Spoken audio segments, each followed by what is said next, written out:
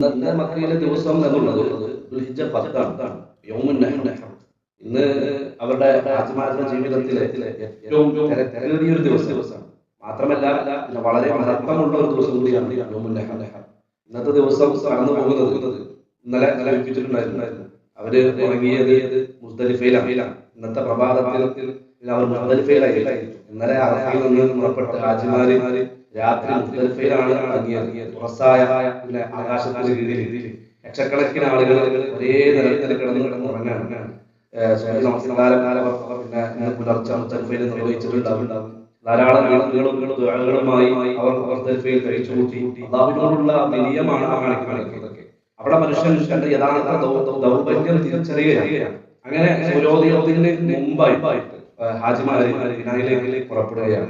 എല്ലാവരും ലബ്ബൈക്കിന്റെ മുഴക്കത്തോടുകൂടി ലബ്ബൈക അല്ലാഹുമ്മ ലബ്ബൈക് തൽബിയത്ത് ചൊല്ലി അവരിങ്ങനെ മിനായിലേക്ക് പോവുകയാണ്. മുഴുവൻ പ്രദേശങ്ങളും നിറഞ്ഞൊഴുകുന്ന ലക്ഷക്കണക്കിന് ആളുകൾ കടന്നു നീങ്ങുന്ന ഒരു സാഹചര്യമായിരിക്കും. അങ്ങനെ മിനായിൽ പോയി ഹാജിമാർ ജംറത്തുൽ അഖബയിൽ വലിയ ജംറയിൽ 7 കല്ലുകൾ ഇടുകയാണ്. ഇത് ഒരു കല്ലെറിയലല്ല, ശൈത്താനിന് എതിരായ പ്രഖ്യാപനമാണ്.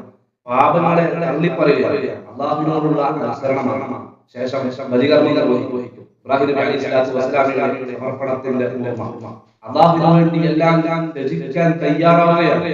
അതിനുശേഷം പുരുഷന്മാർ തലം മുണ്ടനം ചെയ്യുകയോ മുടിമുറിക്കുകയോ ചെയ്യും. ഇതെല്ലാം നൽകുന്ന പാഠങ്ങൾ ജീവിതത്തിലെ വിനയവും അതുപോലെ തന്നെ ഒരു പുതിയ ജീവിതത്തിലേക്കുള്ള പ്രവേശനവും പാപങ്ങളിൽ നിന്നുള്ള ശുദ്ധീകരണമാണ് എന്ന സന്ദേശങ്ങളാണ്.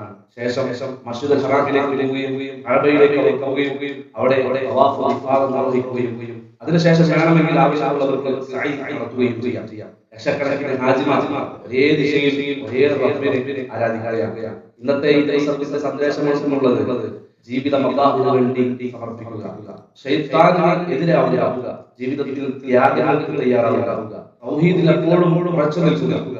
മനുഷ്യരല്ല അല്ലാഹുവിന്റെ മുൻപിൽ സൃഷ്ടാവിന്റെ മുൻപിൽ സമന്മാരാണ് എന്ന് തിരിച്ചറിയുക. ഇന്ന് ഒരു ഹാജി കല്ലെറിയുന്നത് ജംറയിലേക്ക് മാത്രമല്ല, അവന്റെ അഹങ്കാരത്തിലേക്കാണ്. ഇന്ന് അവൻ വെക്കുന്നത് മുടിയെ മാത്രമല്ല, പാപങ്ങളുടെ അടയാളങ്ങളാണ്. ഇന്ന് അവൻ ചെയ്യുന്നത് യാത്രയല്ല, അല്ലാഹുവിലേക്കുള്ള മടക്കമാണ്.